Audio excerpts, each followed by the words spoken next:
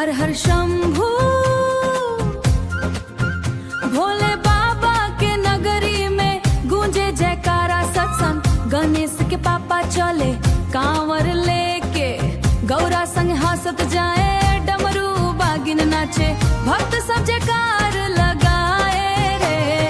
बोल बम भोले के दुलारा, गणेश के पापा सबसे न्यारा। देवघर नगरी सजल बा सारा, हर हर नामाय गूंजे कारा एठी सतरा। हर हर महादेव गूंजे दोबारा ठिठुराए। जिसके सिर पर भोले का हाथ होता है, उसका हर दिन खास होता है। महादेव के नाम से जो प्यार करे, उसका जीवन खुशियों से भर जाए। पेशा गंगा जल